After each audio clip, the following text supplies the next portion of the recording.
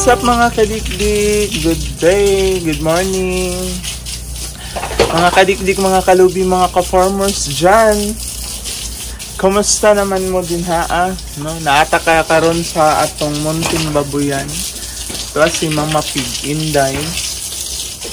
Then nagligo po ta sa to ang mga litsunon mga kadikdik, no? Litsunon na to kanis siya. Kani atong gikaliguan mo na atong i-donate this coming December 18. Then kani pong puti mo niya to ang ihawon this coming December 31 para New Year mga kadikdik. So para si Mama Pig Inday, then para si Mama Pig Nining. So same sila mga kadikdik,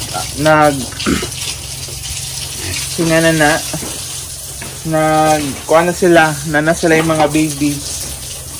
So si Mama Pig Inday mga kadikdik, ano siya mga kadikdik 8 ka healthy piglets born tanan mga kadikdik. Then nag-adapt po siya og isa from kang Mama Pig Nining. Nag-adapt siya isa mga kadikdik kay kang Mama Pig Nining is 13.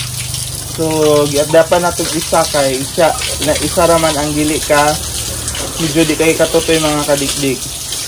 So, itong giadapan ng isa mga kadikdik. So, ang total niya karon mga kadikdik nga gipatutoy is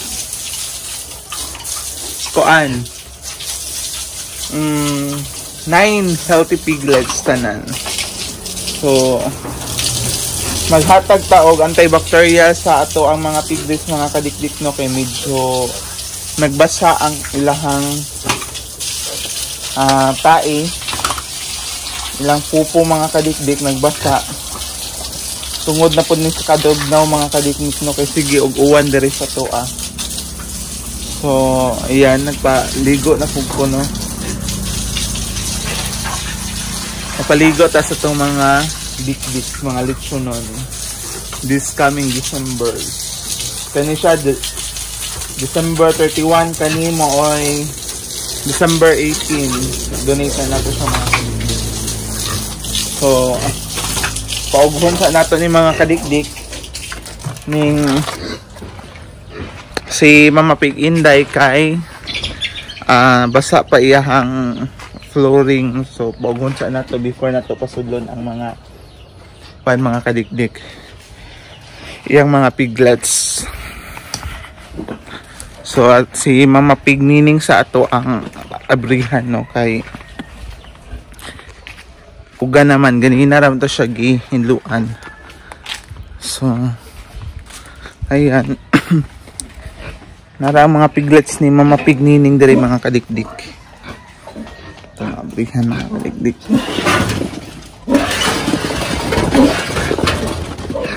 So nara ang iyahang mga piglets mga kadikdik, oh. So na yung mga piglets.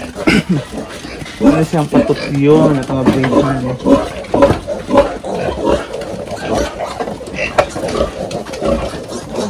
So ayan mga kadikdik, putay na sila.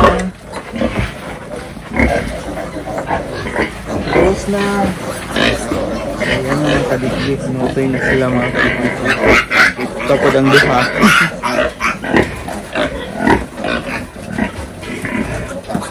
So ito sila mga kadikdik. Sa 12 ni ang kang nakakatinihin is sila man ron. Ika 9 days. Ika 9 days ning piglets mga kadikdik. Din kato kung Mama Pig Inday is 10 days. So 1 day gap lang yung mga kadikdik. So medyo dagmay din hikay tungod daghan katong ako dito medyo dagko po siya. Din katong gi-adapt mas dako pa siya sa diri. So nutoy na mga kadikdik, oh. So ayan mga kadikdik. So kuan ni siya mga kadikdik, share na ako sa inyo kung unsay among bahog nga gigamit ani mga kadikdik. Among bahog nga gigamit ani mga kadikdik is lactating quality feeds. So production niya ang milk production ang amo ang gikuan ani mga kadikdik itungod na testingan na nako mga kadikdik kung unsa gid ang kadaghan sa production sa milk kung magamit ka og lactating quality feeds. So yan ang akong gi-advise sa kung maguwang mga kadikdik nga magamit siya og quality feeds kay tungod daghan iyahang bactin mas kita man po din niyo wagi gagmay wagi na siya yung mga ihid mga kadikdik. Parehas ra sila kadagko, mostly parehas ra sila kadagko. Kay maayo ang production gyud adtong nga bahog mga kadikdik no. So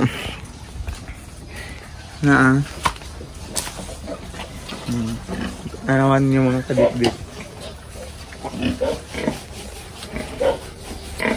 So nanuto gihapon sa mga kadikdik. Sa kadagko yung mga bakte mga kadikdik oh. Kadagko jud siya. Muna iya mga piglets. Nagkuan lang siya. Medyo nagsamat iyang tuhod kay tungod sa ilalom kaskas man. Pero okay iyang production sa milk. Daghan ang production niya sa milk. Hello, what's up mga kadikdik? Mayong hapon kaninyong tanan, mga kalubi, mga ka-farmers, mga kagulay, mga vegetables, ha? Okay ra? Natakaron diri sa atong silingan mag-inject ta og iron sa iyahang mga piglets kang Ate Judy. So, tarong tagiya. Say hi! Mag-inject mi karon mga kadikdik og iron sa iyahang piglets. Ayun piglets mga kadikdik.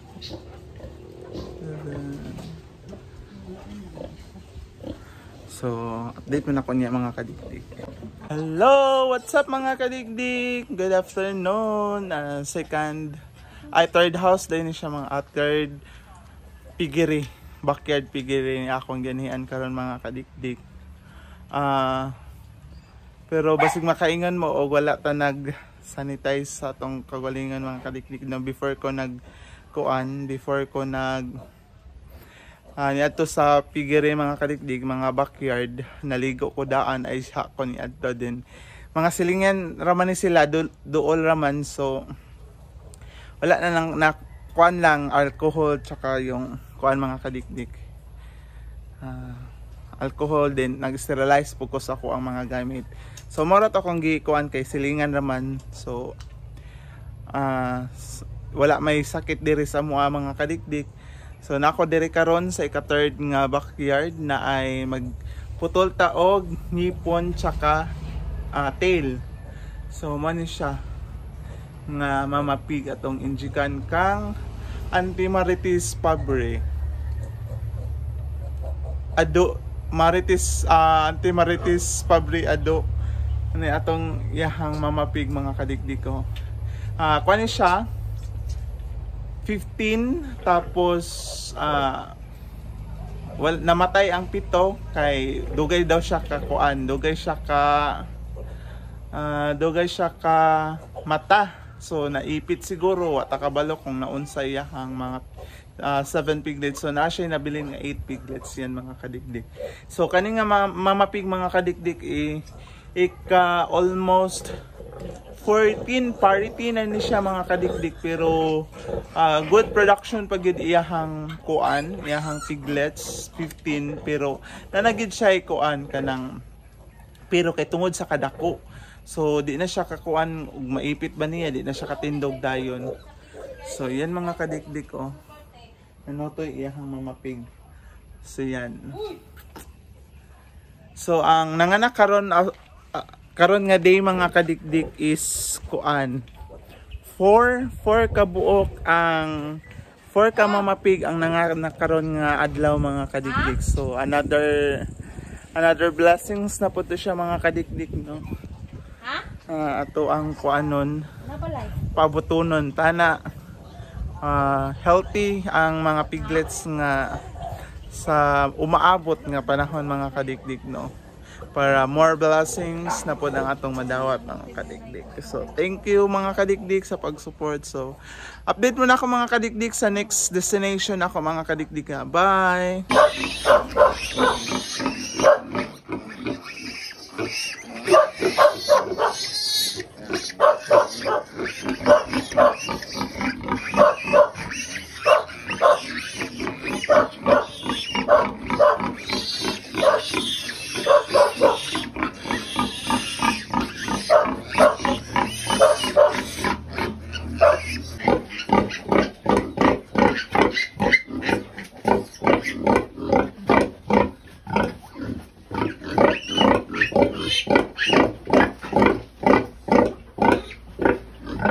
Uban na na, wakit to